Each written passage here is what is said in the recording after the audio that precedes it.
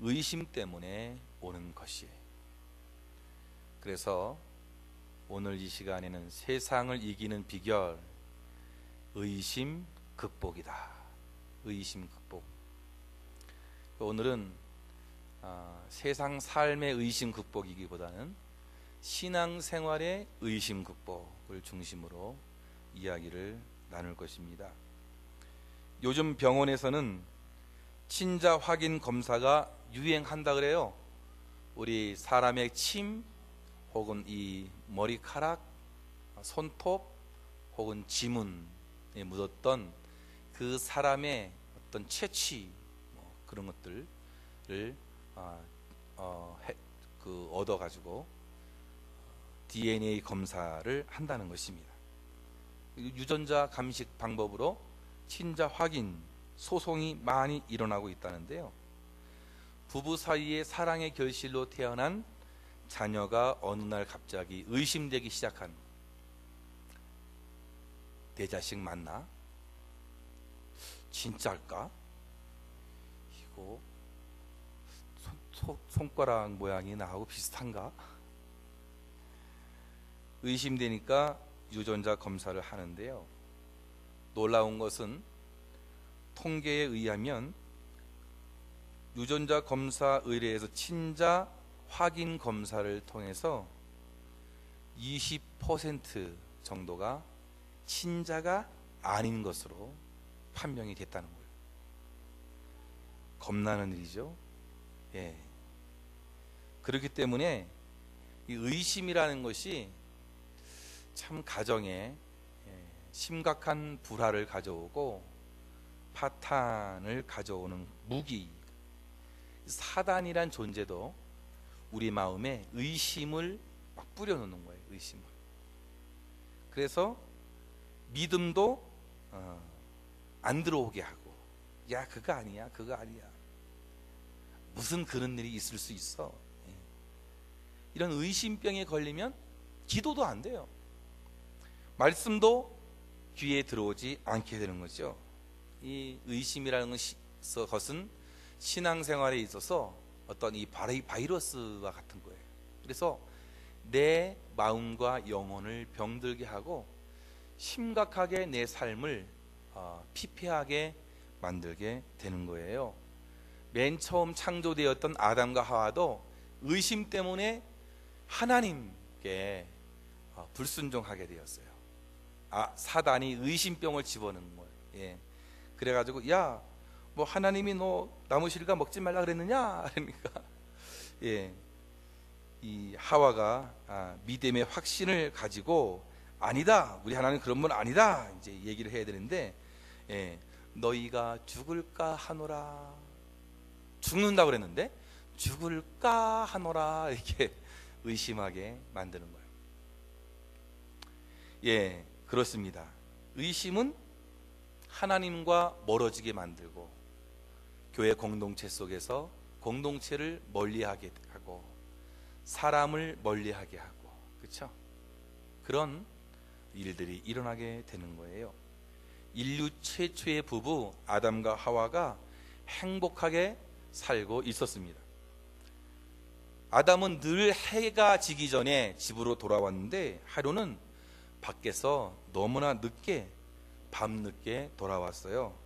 하와가 매우 화가 나서 소리쳤습니다. 당신 다른 여자가 생겼죠? 그러니까 아담이 얘기합니다. 그게 무슨 소리야? 이 세상에는 여자는 당신 혼자야. 근데 한번 의심한 이 하와는 그 의심이 사그라지지 않은 거예요. 하와는 의심병으로 말미암아 밤잠을 못 자고 설치게 되었. 근데 아담은 하와가 의심하든 말든 뭐 쿨쿨 잘 자고 있어요. 자다 보니까 누가 자꾸만 가슴을 툭툭 찌르는 거예요. 이렇게 막 쿡쿡 찌르는 거예요. 그래가지고 이 아담이 일어났어.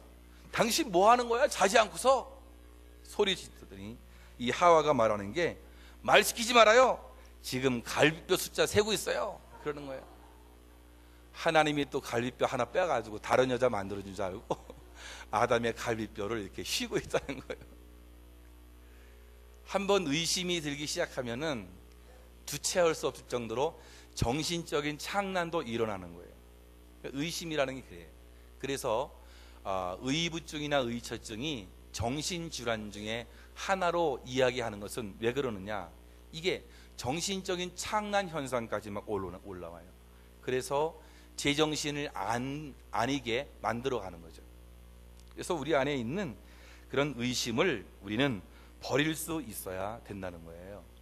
공자의 수제자인 자공이 어느 날 와서 그렇게 질문했어요. 나라가 잘 되는 비결이 어디 있습니까? 라고 물었더니 그 공자가 얘기하기를 족식이다.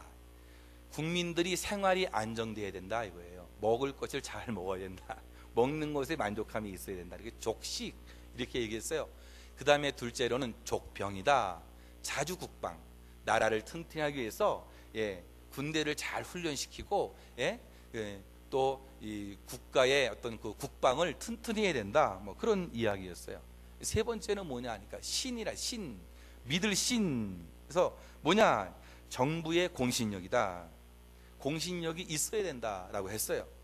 이때 자공이 그러면 그 셋 중에서 하나를 버리라면 무엇을 버리겠습니까? 했더니 병을 버려야 된다. 군대를 버리는 게 훨씬 낫다라는 거였어요. 그 다음에 그 자공이 그렇다면 둘 중에 또 하나를 버린다면 무엇을 버려야 하겠습니까? 물어봤더니 그러면 식을 버려야 한다. 이건 뭐냐 하니까 나라는 경제력이 없어도 또 군대가 없어도 살 수 있다.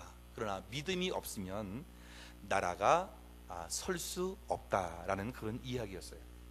그러니까 뭐죠? 나라를 의심하고 서로 의심하게 되어지면은 나라가 제대로 설 수 없음을 공자는 이야기했다는 것이에요. 한국이라는 사회가 심각한 위기가 있는데 국민들이 매사에 정부를 의심하는 것. 물론 정부의 잘못도 있겠죠, 그렇죠? 정부를 의심하는 것. 서로가 의심하고 하게 되면 그 사회는 병들게 되어 있어요. 정부의 권위가 사라지게 되고 아무리 이야기해도 이야기를 듣지 않는 일들이 생긴. 그래서 병 중에 의심병이 가장 무섭다라는 것을 우리는 알아야 돼요. 누구나 의심에 사로잡힐 때가 있는 거예요. 처음 믿으려고 하는 사람은 물론이고 믿음이 있는 것 같은 사람도 위기가 닥치면 왜 내가 이런 일이 당해야 되지? 의심하게. 시험에 떨어지거나 또 기도가 응답되지 않으면 하나님이 정말로 나를 사랑하는 것일까 의심하게 됩니다. 크고 작은 문제가 잘 풀리지 않으면 하나님 말씀대로 살면 정말로 약속이 이루어질까, 이런 의심이 우리 안에 밀려오게 되는 거예요. 물론 의심이라고 하는 것은 물론 파괴적이고 부정적인 의미가 강하지만 또 의심이라는 긍정적 의미도 있어요. 뭐냐, 어린아이들이 자라가면서 왜 그렇죠? 저건 뭐예요?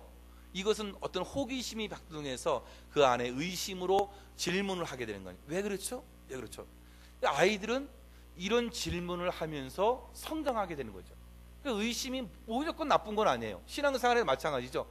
예수님이 정말로 하나님의 아들이신가? 의심하는 거는 나쁜 것만은 아니에요. 그걸 통해서 알아가게 되어지고 깨닫게 되어져 가는 것이죠. 중요한 것은 뭐냐?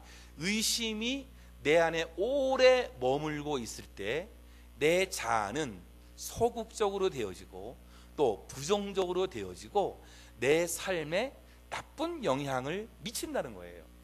그러니까 의심을 빨리 해결해 버려야지, 그래서 오래 가지고 있으면 안 된다는 거예요. 의심이 없는 사람이 어디 있겠어요, 그렇죠? 자기 남편 의심할 때도 있죠. 저거 혹시 아내를 의심할 때도 있죠. 혹시 자녀를 의심할 때도 있는 거예요. 우리가 서로 살아가면서 서로 의심할 수 있어요. 근데 그 의심을 오래 가지고 내 마음 가운데 머물게 하면 내 마음이 병이 들게 된다는 거예요. 그래서 빨리 없애버려야 된다는 거예요. 오늘 본문에 나오는 12 제자 중에 도마라는 이 인물은 제자들 중에서 의심이 가장 많았다는 인물로 이야기되고 평가되고 있어요.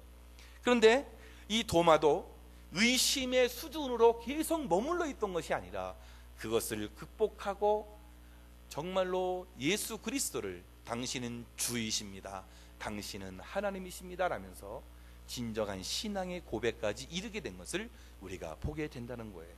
그래서 오늘 도마를 통해서 우리가 의심을 극복하는 방법들을 배우기를 원하는데, 도마라는 영어로 토마스, 이 도마의 다른 별명은 디두모라고 했는데, 도마라는 말은 히브리어고 디두모는 헬라어예요. 이 둘 다 쌍둥이라는 말이에요. 쌍둥이. 예. 그래서 도마의 다른 쌍둥이는 뭐 성경에 누구인지는 뭐 알 수 없겠지만은 아무튼 이 도마는 쌍둥이 중에 한 사람이었다라고 그렇게 이야기할 수 있습니다. 오늘 본문에서 나오는 이 도마, 쌍둥이는 제자들이 우리가 주를 보았다라고 했더니 하는 이야기가, 무슨 주님이 죽으셨는데 어디 볼 수가 있겠어? 내가 손에 난 못자국을 만져봐야 되고, 예수님의 그 허리에 상처난 창자국을 내가 만져봐야만 예수님이 그 살아나는 것을 내가 믿겠다라고 그렇게 이야기를 하는 것을 볼 수 있어요. 물론 이 도마의 의심, 그것으로 그가 더 좋은 곳으로 나아갈 수 있었는데, 이 도마는 상식적이고 또 과학적이고 경험적으로 이치적으로 말이 안 되는 상황 속에서 그런 이야기를 충분히 의심해 볼 만한 그런 사태였음을 볼 수 있는데, 그럼 어떻게 의심을 극복할 수 있을까라는 거예요. 첫째로 공동체의 모임에 빠지지 말아야 한다. 그게 무슨 말인가? 공동체의 모임에 빠지지 말아야 한다는 것은 내가 있어야 할 자리에 있어야 한다는 거예요. 내가 있어야 할 자리에 있지 않을 때에 거기에서 문제가 발생되는, 가족의 모임, 가족들이 다 모이는 모임에 가족이 다 모였어요. 나 혼자만 딱 빠졌어. 그럼 그 안에서 가족들이 무슨 회의도 하고 여러 가지 이야기가 오갈 거 아니에요. 그러다 보면은 빠진 사람만 병들게 되는 거예요. 무슨 이야기가 오갔을까? 어떤 결정이 이루어졌을까? 그렇죠? 그러니까 그 이야기 중심 속에서 내가 빠지게 되므로 의심 혹은 다른 일들이 내 마음에서 일어나게 된다는 거예요. 교회 공동체 속에서도 마찬가지로 우리가 있어야 할 자리에 있어야 신앙이 병이 들지 않는, 공동체 속의 모임에 우리가 빠지지 말아야 한다는 거예요. 오늘 24절 말씀 보면 그런 말씀이 있습니다. 12 제자 중에 하나인 디두모라